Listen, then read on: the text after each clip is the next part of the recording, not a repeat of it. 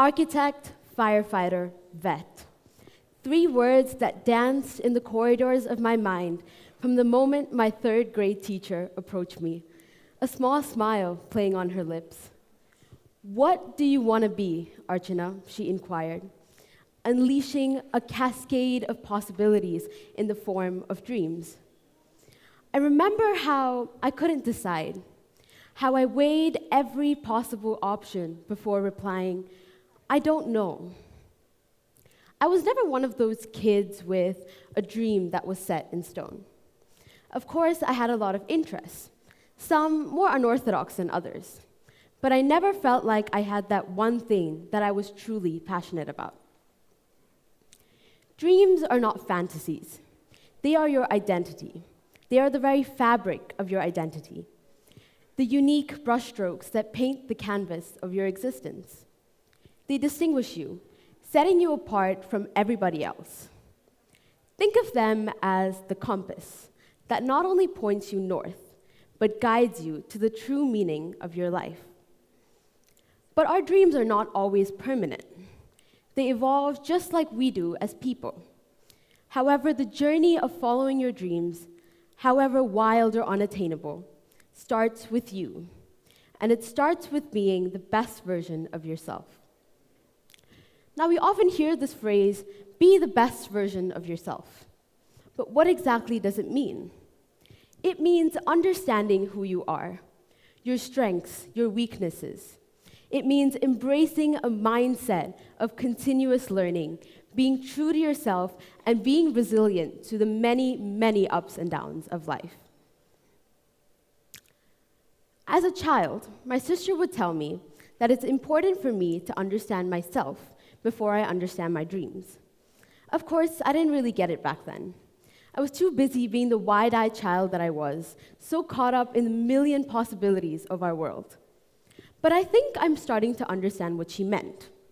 She meant that I had to figure myself out first, figure out what makes me tick, and nurture the qualities that make me who I am.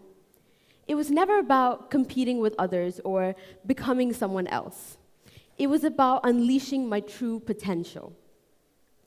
We live in a world that measures success based on wealth, fame, and power. But what if we shifted our focus inwards? The first step to becoming the best version of yourself is self-discovery. As a student, I often get caught up in the expectations of others, the grades that I'm supposed to achieve, and the paths that I'm supposed to follow.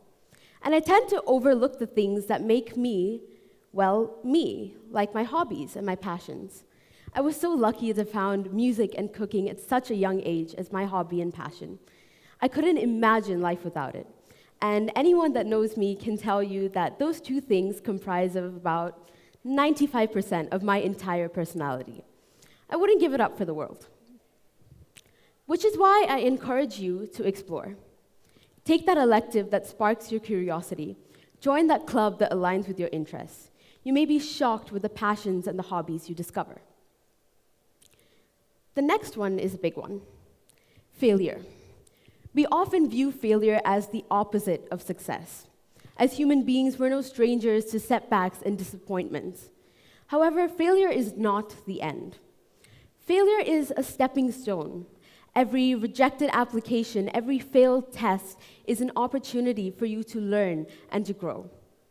After all, it is through adversity that we discover our true strength and resilience. Think about it like this. A diamond is just a piece of charcoal that has handled stress exceptionally well. So embrace the challenges and learn from your failures.